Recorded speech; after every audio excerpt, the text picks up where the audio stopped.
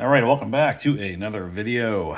2022 collecting year in review, my 10th year in review video, where I just kind of go through and talk about some things that I've showed over the course of the last 12 months. And so just a combination here of some football, and I think just football and baseball, no basketball cards.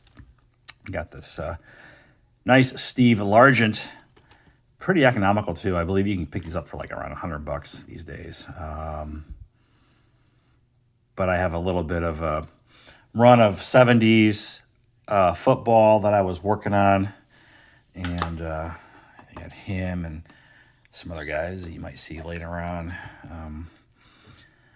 This Ryan, this was a very tough card for me to find.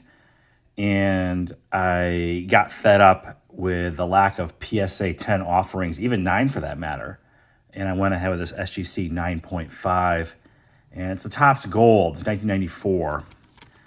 And it's this last, I guess, regular issue Topps base card to go with my run of all his Topps base cards. And then I also threw in, some Donruss and Fleer years that I liked of him, but this one is even today it's still hard to find. I believe just in passing, I'll look and see what 9s and 10s go for. I think 10 recently sold for like several $100s. At one point, I took a chance and I bought a couple of 94 Topps wax boxes, and I did pull a couple of Ryans, but not the gold version. So when I was putting together that collection, some of the late 80s, early 90s stuff is pretty inexpensive. So to add a little bit more, weight to the card, I would shoot for Tiffany or gold, whatever was available. And so that was the reason behind going with the gold, in this case, the 9.5. Jim Brown here.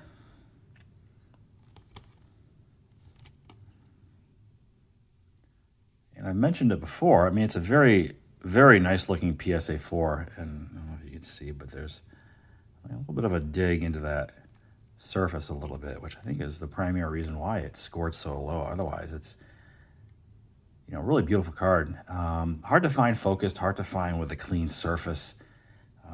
These have come down quite a bit. I mean, I've seen ugly 4s go for less than this one. I've seen even 5s and 6s go for about, what this one maybe a little bit more was. But, still an important card. Anything purchased, I think, when did I stop buying stuff? But this year, everything is lower now. It's been going down for the last couple of years, as a lot of people know, and I've realized. I think we're near the bottom, or at the bottom, in my opinion. Just what I feel. I could be wrong, but I don't think there's much more, especially on the key stuff, stuff like that, for example. Maybe the ultra modern, which I'm not really into. Maybe you'll see a little more of a dive, on those. But speaking of which, here's a Judge Purple Refractor. Now, this I bought in April, and I let a blue go by for like $200 and something, and then I let a green go by for like really dirt cheap. I don't know what the hell I was thinking. So I said, screw it, I'll go for the purple. That's all that was really left. And it was a $300 card, and I had redeemed an eBay gift card my wife had got me for my birthday to go towards this. And of course, it blew up dramatically. But it's come down too at the same time. Certainly, it's higher than what it was back in April, but nowhere near what I think its peak was. I think over $1,000. It's crazy for this. I'm not sure what it is now, to be honest with you, but it's probably like a few $100, several $100, maybe 5, 6-ish.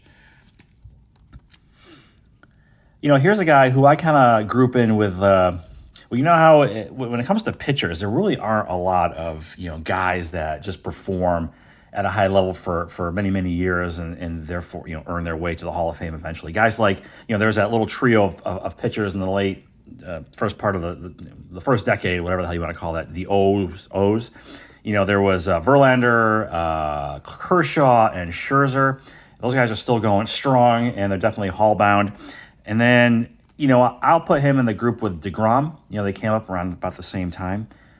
I don't know who would be like in the same class nowadays. Like who's the next Garrett Cole or the next Jacob? Is it Urias? For the Dodgers. Is it Flaherty? I mean, he's hurt, I think, for the Cardinals.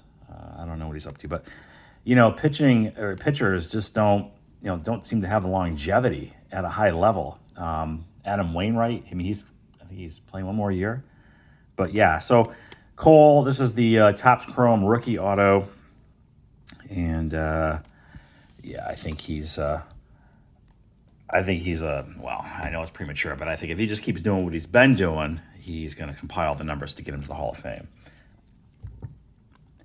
Love this card. I would not have this card in my collection if it were not for Andrew Nuffsud cards. He knew I was looking for this specific card, and I mean, you don't get much better than a PSA 8 for this one. I love that image. You got the guy sitting back here. I don't know who that is or what he's doing, but just a great looking vintage card. Maybe it's trimmed. I don't know. I guess I'll turn a blind eye to that, but it's probably good. But yeah, you just don't, not a rare card, but certainly I think rare in eights. And for this kind of stuff, I don't think you're going to find this kind of stuff on eBay anymore. You've got to resort to going to the, some of the more popular auction houses, like REA, for example. And who's the other one? Oh God, I'm drawing a blank. Anyway, so here's my only U.S. caramel card. This is a Bill Dickey Hall of Fame Yankee catcher. This also is a gorgeous looking card. I mean, it's one of those cards where, and we got a couple of them here, I think, where I think the eye appeal transcends the technical grade assigned to it. I mean, it has beautiful corners, centering, color. I think the issues with it stem from the back here. There's a little, I don't know how you describe that, but like a little bit of a curling on the paper there. I mean, you see it from the back for sure. You just don't see it from the front. Hard to find, hard to comp this card. I'm the comp on this card, whatever it was. I still periodically will check eBay to see if any of them come up, and they don't. It's almost like everything's dried up on the pre-war, the good pre-war vintage, at least on eBay. An important card, sort of a novelty. At least that's what Sports Illustrated wanted it to be. They didn't want people to spend a lot of money for this. Inserted into a lot of magazines, 1996, perforated. Honestly, I don't know how you judge.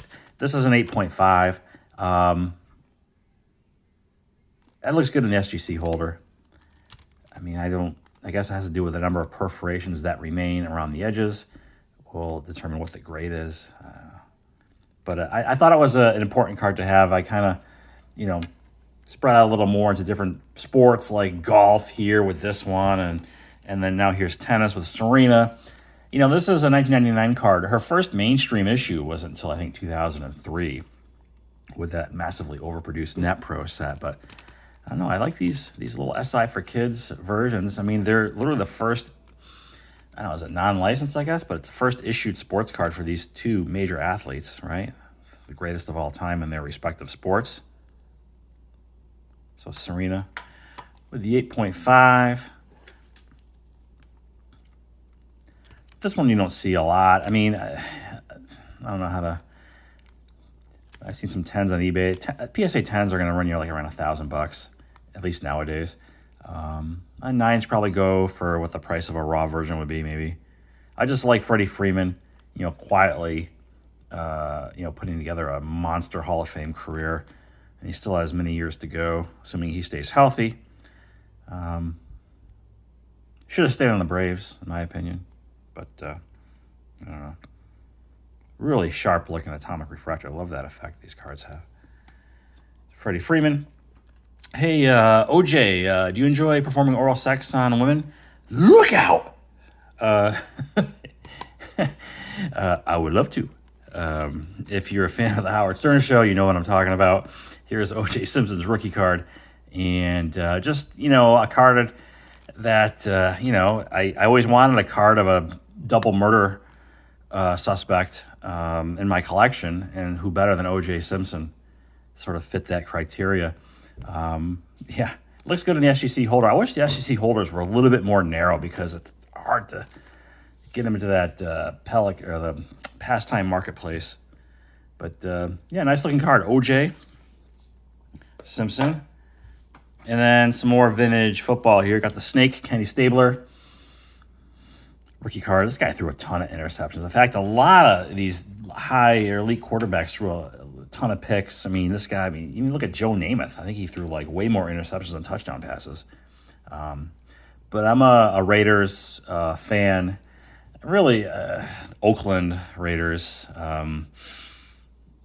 Las Vegas Raiders are kind of like, But yeah, here's Kenny Stabler, rookie card from 1973 Topps.